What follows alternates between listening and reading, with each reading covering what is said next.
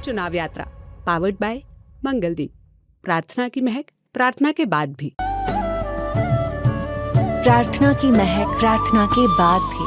किसान का दर्द जो किसान खेती करता है वो जानता है, जानवर जो पालता है उसका दर्द वो जानता है, जिसकी औलाद नहीं होती है, जिसकी बीवियां नहीं होती हैं, वो दर्द क्या जानेगा। बहुत बढ़िया, बहुत बढ़िया। बहुत बताइए, आप कह रहे हैं किसान का गाय और ये सब, तो छोड़ता भी तो किसान ही है। कहाँ छोड़ रहा है? जो जानवर छूटते हैं। अच्छा जी बताओ, आज हमारे पास एक गाय है, वो अगर ब्याह गई है, बछड़ा से ब्याह गई, उसका हम क्या करेंगे? बीजेपी वाले गाय की पूजा करते हैं, हम भी हिंदू हैं, हम भी गाय को पालते हैं, हम भी उसका पूजा करते हैं, ठीक है ना। और उसके बाद हमें ये बता दें कि हम गाय पालते हैं, वो बछड़ा के लिए कहाँ लेके जाते हैं, वो बछिया के लिए कहाँ लेके जाते हैं, एक बता दें हमें बीजेपी वाले कि हम गाय को पूजा करते हैं, गाय को पालते हैं अपने घर पे बैठ के। खाली घंटी हिलाने से उसके लिए क्या है? क्या कहेंगे आप? मैं ये कहना चाहता हूँ कि पहले आरक्षित वन होते थे, सारी ज़मीनें इनकी होती थी, हमारे पिता की ज़मीनें नहीं है।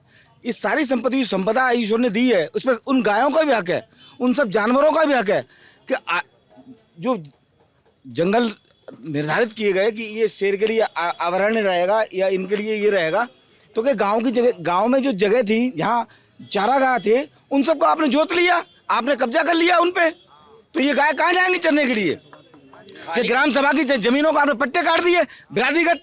आपने एक बिरादरी को देखा, सरकार सत्ता में आई, आपने एक बिरादरी के सारे पट्टे काट दिए। हमारे गांव में हुआ कि सारे पट्टे एक ही बिरादरी को काट दिए गए, और वो चारागाह जो थे उन गायों के, ईश्वर ने उन्हें भी तो संपदा दी, उनका बराबर कहा गया संपत्ति पे। बिरादरी को दिया गया जो पिछली बार सत्ता में रहे, योगी आदित्यनाथ से पहले जो सत्ता में रहे, उन बिरादरी के विशेष लोगों को दिया गया। नहीं नहीं, उन्हें नहीं, वो एम भाई को दिया गया, एम भाई को, दोनों को दिया गया, दोनों को दिया गया। ये दुख है। नहीं, दुख इस बात का नहीं है, दुख है वो चारागाह क्यों काटे गए? नहीं, चारागाह को क्यों दिया गया? संपत्ति तो वो दी जाती है जो लोग मर गए हैं, किसी की संपत्ति कोई उनका वारिस नहीं है, वो सरकार ग्राम सभा में निहित होती है। कहते हैं हमने बड़े बड़े पहले मेरी बात एक से इतने देर से आपको सुन रहा था ना, सुनने तो आप उनको। मैं ये कहना चाहता हूँ कि जो वो संपत्ति ग्राम सभा में निहित हो जाती है, जिनका कोई वारिस नहीं होता, वो संपत्ति सरकार को चली जाती है, उन संपत्तियों को बंटवारा करना चाहिए। चारागाह का बंटवारा क्यों? ईश्वर की संपत्ति, वो भी तो उनका बराबर का अधिकार है। हमारे बटाईदार ने हमसे कहा था, जो हमारी संपत्ति को करता है, कि बाबूजी इस पे तार लगा दूं कटीला, महीना कोई तार नहीं लगा। हमारे पिता ने कहा था ये संपत्ति इन गायों की भी है, इन जानवरों की भी है, तो मेरी पैदावार में कोई कमी नहीं आई। मेरे यहाँ भी 4 कुंटल गेहूं पैदा हुआ है, एक भी तार कोई कह दे मेरे खेतों में लगा हुआ है तो कोई साबित करके दिखा दे, कोई झटके का तार है, कैसा भी तार, केवल लगाया गया कोई तो एक पुतला बना के लगा दिया है किसी खेत में। हमने किसी खेत में कुछ नहीं लगाया, मेरे पास भी 60 बीघे जमीन है, हमने नहीं लगाया। वो चारागाह, ईश्वर ने सबको बराबर संपदा दी है, तो संपदा को आपने बांट क्यों लिया? क्यों बांट दिया संपदा को? वकील साहब उतर के आ जाओ यार, उधर कैमरा चला रहा हूँ, घुमाएगा। बताओ आप, अब ये जो बात कह रहे हैं उस पर आप बोलो। हाँ, इन्हीं की बात में बोल रहे हैं, क्योंकि सबसे ज्यादा अगर जमीनों पे कब्जा किया है तो बीजेपी सरकार ने किया है। आज की स्थिति देख ली जाए, डीएम से लेके तहसील से लेके सबसे ज्यादा ऐसा करप्शन किया है कि पट्टे के पट्टे गांव में जमीनें जोत ली हैं। रही बात बड़े भाई ने जो बात कही है, उसमें पहले क्या होता था, पहले एक परिवार का मुखिया होता था, 100 बीघे जमीन होती है, आज उसके पास 4 लड़के हो गए, तो वो जमीनों का वितरण होगा, ठीक है ना। अब वो जो ग्राम समाज की जमीन है उसको कहीं ना कहीं अपने हक में लेने के बाद उसके नाम आएगी, पट्टे कराएगा, जिसके पास जमीन नहीं हो उसी के नाम पट्टा होता है। अब वो पट्टा होगा, वो जोतेगा। हमें आप बता देना कि आप कितनी गाय पालते हैं। 60 बीघा जमीन तो गिना दी, मैं भी जमीन करता हूँ, मैं भी किसान का बेटा हूँ। आप बता दें कि आप कितनी गाय पालते हैं, उन बछड़ों का क्या करते हैं, अगर गाय पालते हैं उन बछड़ों का, बछियों का क्या करते हैं। इस सरकार ने, ये जो सरकार आई, इसने जो सबसे पहले काम किया वो गौशाला निर्माण का किया।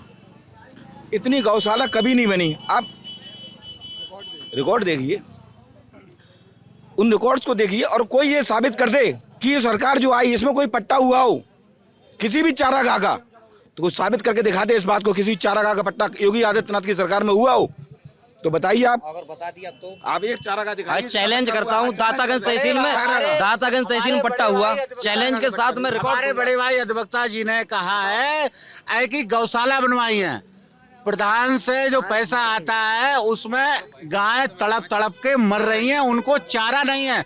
मैं गांव से बिलोंग करता हूं, गांव में रहता हूं, मैं जानता हूं गांव गायों की या बिजाड़ों की वो दशा है कट कट के, और उन्हीं की बद्दुआ है ये बीजेपी सरकार 2024 में इनका सफाया हो जाएगा। हम इस बददुआ की जो बात करते हैं, जिन लोगों ने कटीले तार लगाए हैं जिसकी वजह से गाँव के पैर कट रहे हैं या गले कट रहे हैं, बददुआ उन्हें लगेगी और जरूर लगेगी। गौ माता उनको वो उस सिरे तक पहुंचाएगी। वो हाल उनका होगा कि जिन्होंने कटीले तार, झटके के तार या बिजली का करंट उन्होंने लगाया अपने खेतों में, उनका ये हाल जरूर होना है। क्यों ना लगाएं बिजली की तार, बच्चों को क्या खिलाएंगे? इतने बड़े धर्मात्मा बन के बच्चे आप उधर इधर आ जाइए, इधर भूखे मरे क्या? आप आ जाएंगे तब इत्मीनान से बात। ऐसी स्थिति है गौशालाओं में, आप गांव में जाके देख लीजिए, गांव में सर्वे कर लो, एक एक दिन में 10-10 गाय मर रही भूखी प्यासी तड़प। तो ये जो कह रहे हैं गलत, बिल्कुल गलत कह रहे हैं। बड़े भाई ने जो कहा है मैं उन्हीं की बात का समर्थन करता हूँ। अगर मैं अपने बच्चे को पढ़ाऊंगा, उसको अगर नौकरी नहीं मिलेगी तो वो क्या घास छीलेगा? दूसरी बात, अगर हम गाय को पालेंगे, अगर उसमें अनाज पैदा नहीं करेंगे तो उसको गाय को भैंस को क्या खिलाएंगे अगर उससे कटीले तार नहीं लगे? आप दिन पे दिन कितनी गायों की संख्या बढ़ गई है जो छुट्टा जानवर घूम रहे हैं, लोगों को मार रहे हैं, सड़कों में मार रहे हैं। बताइए आप। एक सेकंड, अब वो बोल दिया, अब इनसे जवाब ले लीजिए। मारने का कारण जो है, जिन्होंने जो कहा कि जिन्होंने इस स्थिति में गाय को पहुंचाया, वो यही लोग हैं। हम लोग जो गाय का दूध दूह लेते हैं और उसके बाद छोड़ देते हैं। पहले क्या हम गाय पालते नहीं थे? क्या हमारे घर परिवारों में गाय नहीं पलती थी? हमारे घर में ही गाय पलती थी। हमने जब से गांव छोड़ दिया, केवल संपदा रह गई, हम लोग शहर में आ गए। शहर में छोटे से मकान हो गए। जब हम अपने गांव में रहते थे तो हमारे 4-5 गाय थी, उनके बछड़े थे, एक आध भैंस भी थी। गांव की गाय की संख्या तब भी ज़्यादा थी हमारे यहाँ, क्योंकि बैलों की ज़रूरत होती थी। आज क्या है कि आज हमने दूहा गाय को। शहर की स्थिति, जो शहर में गाय पालते हैं उनकी स्थिति ये कि हमने गाय दूह ली, उसके बाद छोड़ दी। अब वो घूम रही पूरे शहर में, शाम को फिर वो आ गई, फिर दूह लिया उसे, तब बांध लिया, सुबह को फिर दूहा, फिर छोड़ दिया। तो ये कोई वही तो मुद्दा है बीजेपी की। वोट ले लेती है, जनता के बीच में काम करे ना, उनको लिए जनता को दूह लिया और उसके बाद हर हर गंगे छोड़ दिया। हम केवल गाय ऊपर की बात करते हैं। भाजपा ने जो काम किए, इस सरकार ने जो काम किए, डबल इंजन की सरकार ने, वो ऐतिहासिक कार्य है। क्या वो धारा 370 हो, जिस आज़ादी से आज हम कश्मीर में जा सकते हैं, चाहे वो मेरे राम प्रभु राम का मंदिर हो, 500 वर्ष से ही हमारी सौभाग्यशाली पीढ़ी है जिसने प्रभु राम को उस मंदिर में विराजते हुए देखा। हम गए थे अयोध्या 3 बार हम गए थे, हमने कार सेवा की वहाँ। हमने जो स्थिति अयोध्या की देखी, ऐसी जैसे हमारे यहाँ की ब्रह्मपुर की सड़कें हैं, ऐसी सड़कें थी। और आज भव्य और दिव्य, पूरे विश्व को ऐसा लगता है कि पूरे विश्व को एक भी शहर ऐसा नहीं होगा जो अयोध्या का मुकाबला कर सके। वो राम की नगरी, उसका कोई मुकाबला कर सके। आज क्या रोजगार नहीं आया उससे? रोजगार, वहाँ की संपत्ति के दाम, जहाँ 1000 रुपये बरक गज जमीन थी, वहाँ 1 लाख रुपये बरक गज हो गई। वहाँ जो एक छोटा सा कोई भी टिर्री वाला ले लीजिए, मैंने एक टिर्री वाले से पूछा, एक बता पानी के बतासे खिलाने वाले से पूछा कि आपकी आमदनी क्या है? तो टिर्री वाला बोला 2000 रुपये तो रोज़ कमा लेता हूँ, मिनिमम बचते हैं मेरे लिए, और 20 रुपये से ज़्यादा किसी का नहीं लेता किराया। वो अयोध्या में किसी भी जगह जाइए 20 रुपये किराया लेता है। एक पानी के बतासे वाले जो गोलगप्पे, राम मंदिर 370 और भी काम, जैसे उन्होंने जो UCC लाए, UCC कहाँ है? उसको लागू करने की बात, उसकी बात हो रही है। NRC की बात हो रही है, जो लेके आए, जो CA, हाँ CA, उसकी बात जो उन्होंने कहा कि हम उनको नागरिकता देंगे। अच्छा, वो लोग कहाँ जाएंगे? रुक जाइए, आपने 370, राम मंदिर, CA, NRC ये सब गिनाया, इसका बदायूं से क्या लेना देना? CA का तो लेना देना है, क्योंकि बदायूं से राम मंदिर का लेना देना है, 370 का भी लेना देना है। सम्मान पूर्वक देश का जो अभिन्न अंग है वो सब एक साथ रहे, 2 झंडे 2 विधान नहीं हो सकते। इसके नाम पे बदायूं वोट पड़ेगा? क्यों नहीं पड़ेगा, बताइए। जो बड़े भाई ने राम मंदिर की चर्चा करी, वहाँ के मठाधीशों ने ये कहा कि ये बहुत बड़ा अशुभ होने वाला है कि मंदिर का प्राण जो पूरा ना होने के, जो उसकी गुमटी होती है उसकी, अगर मंदिर, शंकराचार्यों ने ये कहा कि अगर मंदिर अधूरा रह जाता है, अगर उसमें प्राण प्रतिष्ठा पहले करा दी जाती है तो ये बहुत बड़ा अशुभ है। और ये अशुभ का कारण 2024 में दिखाई दे रहा है बीजेपी सरकार के लिए। अशुभ का कारण ये बीजेपी सरकार 2024 तो शंकराचार्यों से जिंदा है, हमारे धर्म जिंदा है तो शंकराचार्यों से, चारों शंकराचार्य विरोध करते रहे कि प्राण प्रतिष्ठा मत करो ऐसे टाइम पर। लेकिन उनको चुनाव के समय करना था। बात रही बदायूं की, वकील साहब कह रहे हैं बदायूं क्या रहेगा, जिस तरह नगर पालिका ये हारे बदायूं की, इतना सब विकास गिनाने के बाद उसी तरह लोकसभा हारेंगे। ज़्यादा बात की जरूरत नहीं, योगी का फैक्ट नहीं चला बदायूं सभा करने आए, एक छोटी सी ग्राम पंचायत नगर पालिका भी चुनाव मुख्यमंत्री करें तो इन्हें खुद पता है कि हम हार रहे हैं चुनाव। नगर पालिका हार गई, ये बदायूं हारेंगे लोकसभा, बहुत बुरे वोटों से हारेंगे। लोकसभा चुनाव में जो सबसे बड़ा फैक्टर है कि हमारा सांसद यहाँ से एक मौर्य समाज का ही रहा, और अब की बार प्रत्याशी बदलने के बाद मौर्य समाज को ही एक टिकट दिया गया है। और दूसरा जो सबसे ज्यादा हमारे प्रत्याशी पे सबसे ज्यादा प्लस पॉइंट है कि वो लोकल है, लोकल टू वोकल। नहीं, पहली बार लोकल नहीं, लोकल नहीं, लोकल नहीं, तहसील हमारी यहाँ की लोकल नहीं। अब हम दूसरे शहर में जाके रहने लगे, हमारी जन्मभूमि तो यही है। दातागंज की तहसील के रहने वाले एक गाँव के वो हैं, और हमारे यहाँ के क्षेत्रीय अध्यक्ष भी हैं वो, उन्हें लोकल के प्रत्याशी को टिकट दिया और योग्य प्रत्याशी है। क्या नाम है आपका वकील साहब? मेरा नाम विष्णु गुप्ता एडवोकेट है। मैं ये कह रहा हूँ गुप्ता जी कि जैसे ये जो चुनाव है ये बदायूं के मुद्दों पे लड़ा जा रहा है या फिर नेशनल मुद्दों पे लड़ा जा रहा है? देखो, पहली बात, चुनाव में केवल एक ही फैक्टर है कि कहीं भी जाए, आपको भी अनुभव हुआ होगा कि पहला वोट मोदी जी को है। यहाँ के प्रत्याशी सेकेंडरी रहेंगे।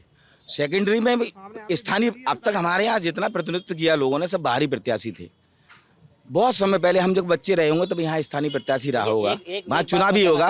अब बहुत समय बाद एक स्थानीय प्रत्याशी मिला है। पहली बार हमें हमारे सामने, हमारी लोकसभा क्षेत्र में हम जहाँ वोट डालने जाएंगे तो हमारे सामने, तो हमें लगभग मेरे 50 साल आयु है, तो हमने कई 5-6 साल। एक वकील साहब ने कहा जो लोकसभा भाजपा के जो प्रत्याशी वो लोकल हैं। वकील साहब आपकी जानकारी को मैं बताना चाहता हूँ, ये उनका वो आप देख लीजिए, इनका एड्रेस कहाँ का है, एड्रेस कहाँ का है इनका, जो भाजपा के जो भाजपा के प्रत्याशी। मैं बोल रहा हूँ, एक मिनट, ये देखिए, north city extension Pilibhit road Bareilly, ये इनका एड्रेस है, रेसिडेंस जहाँ ये रहते हैं। लोकल कैसे हो गए भैया बरेली के रहने वाले? उसका कारण ये लोकल कैसे हो गए? क्षेत्रीय, ये बदायूं के लिए तो लोकल चाहिए, और देश का प्रधानमंत्री जो है वो कहीं का भी हो, वो कहीं का हो, अमित शाह कहीं के हो, वो भारत में राज्य करेंगे आके।